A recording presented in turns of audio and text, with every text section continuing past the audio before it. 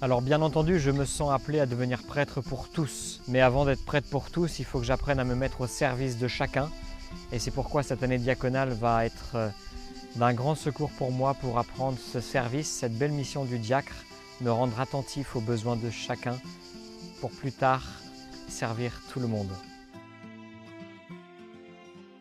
En l'honneur de mon saint patron, bien entendu, je dirai saint François d'Assise.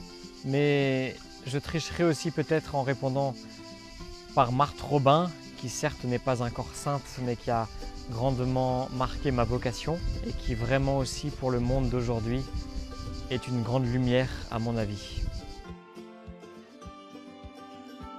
Une phrase qui m'a beaucoup touché ces dernières années, particulièrement durant mes cours de Bible, c'est au chapitre 10 de l'évangile de Matthieu, verset 34, où Jésus dit à ses disciples « Ne croyez pas que je suis venu apporter la paix sur la terre.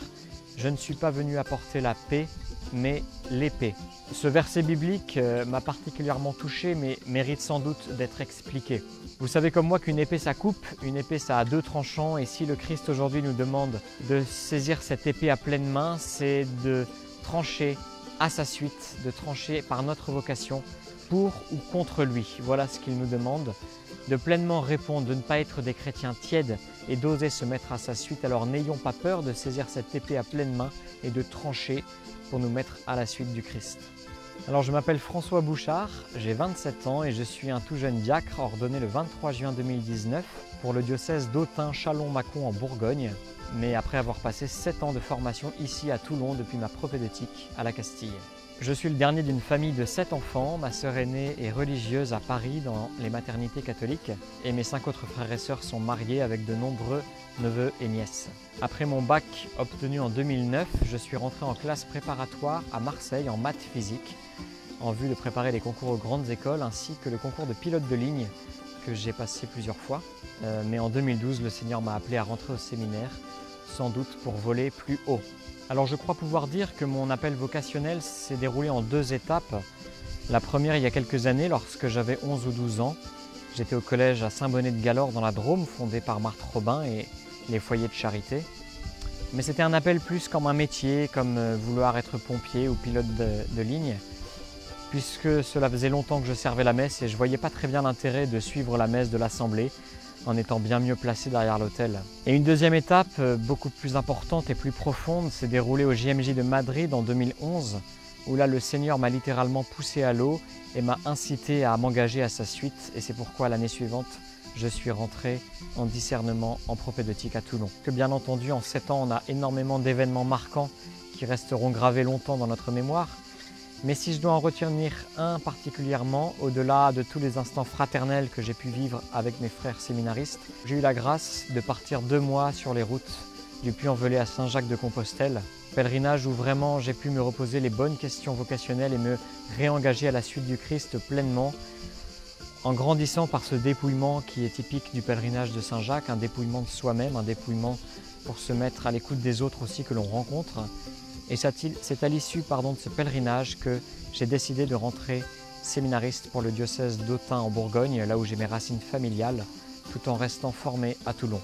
Alors au-delà bien sûr de la maturation personnelle que j'ai pu vivre pendant 7 ans, maturation spirituelle, humaine et puis bien entendu vocationnelle, je crois qu'il est une expérience qui a été à la fois douloureuse et tellement purificatrice et importante. J'ai toujours été habitué dans l'enfance à avoir des figures de prêtres marquantes qui sont venues entourer ma famille régulièrement, si bien que trop longtemps, j'ai peut-être confondu la sainteté de notre Sainte Église avec la sainteté de chacun de ses membres.